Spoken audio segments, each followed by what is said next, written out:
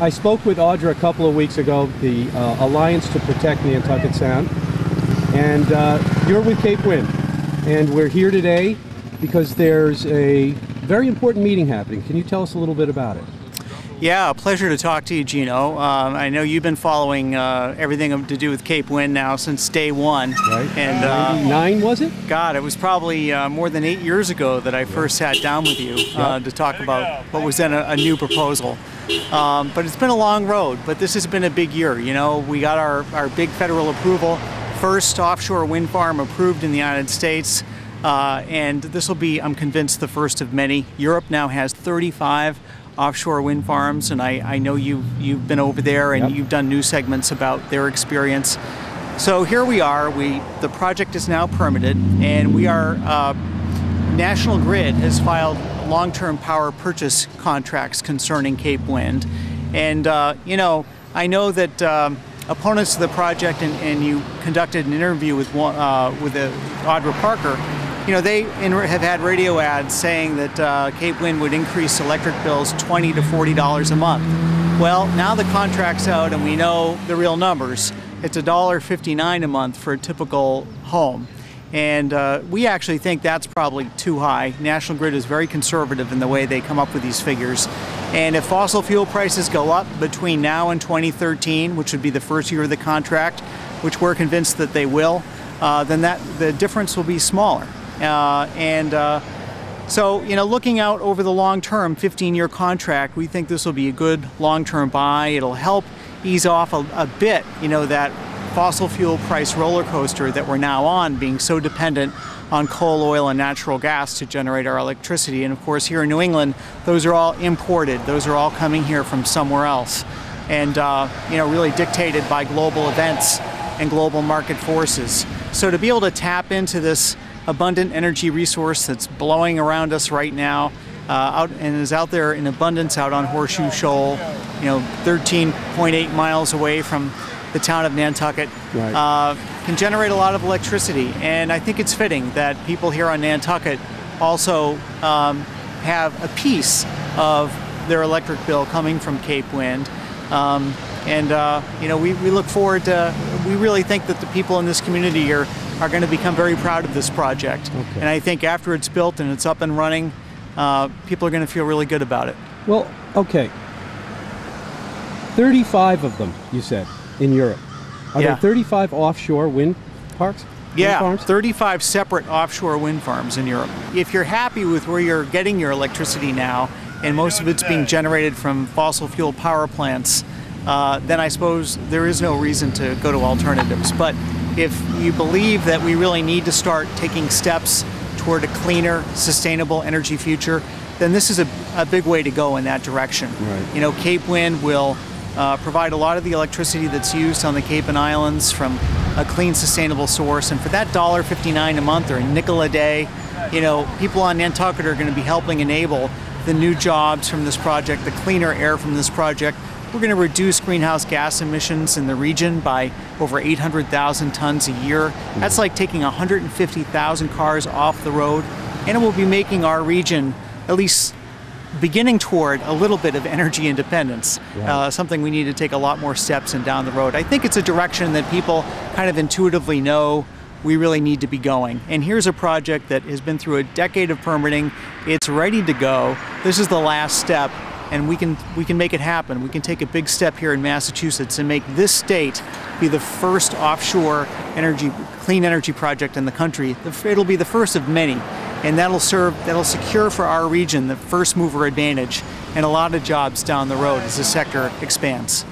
What's the risk tonight, though, for or against the project?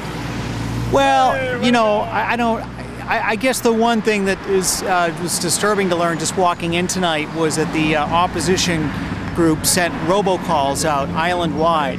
They didn't even identify themselves, who they were. I mean, I recognized the announcer that, you know, it is the Audra's group, but they didn't identify themselves. They didn't even say the words Cape Wind. They just pilloried the president of Cape Wind, Jim Gordon, and said a lot of very misleading things about the contract and why people should come out. You know, I have no objection to people disagreeing and being on the other side of Cape Wind, but it'd be nice if people could be more forthright and honest about what they're doing, and I just thought that was a particularly kind of underhanded tactic there at the last minute. Well, aren't they? They've tried everything for 10 years. Yeah. She said that she's not going to give up. That group is not going to give up. They're going to sue. They're going to keep this thing going. They're going to keep it in court. And is that a risk? Is that going to be a problem? Well, how long is it going to be before we actually see those wind turbines out there in the Sound? They can try, but I think increasingly the donors to the opposition group are going to realize they're throwing good money after bad. Okay. They've tried the litigation route. They have a legal track record of 0 and 12 right now. Right. There's been 12 court decisions and they've lost every single one of them. So, I think at some point they're going to realize that that's not going to be a successful route for them. Yeah. The fact is Nantucket Sound is changing now. Right. It is receiving deposition of nitrogen and mercury from the air, from air pollution, from dirty power plants. It is getting more acidic from the carbon dioxide deposition in the ocean, which is not only a problem in terms of global warming, but is also making the ocean more acidic and changing the chemistry of the ocean. So it's changing now, it's under assault now, and really this clean energy technology, the turbines will locate something like 0.2% of the waterway of Horseshoe Shoal, not of the Sound, but of Horseshoe Shoal. And for that, for this region, we'll take a big step in a much cleaner, more hopeful and sustainable energy direction. Right.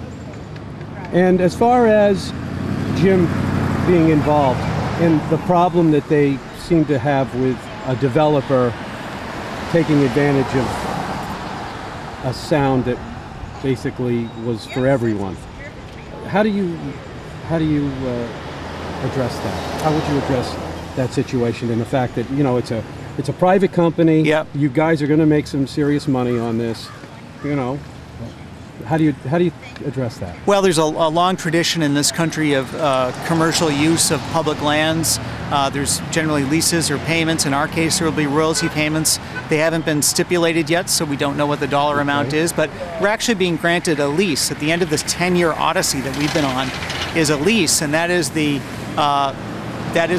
right for us to be able to be out there, not on an exclusive basis. The shoal will still be open to boating, but for that 0.2% of that shoal to have these wind turbine generators in them that will produce an enormous amount of clean energy. And it's hard to fathom a commercial enterprise that produces more public benefits than that. Cleaner air, new jobs, reduced greenhouse gas emissions, greater energy independence.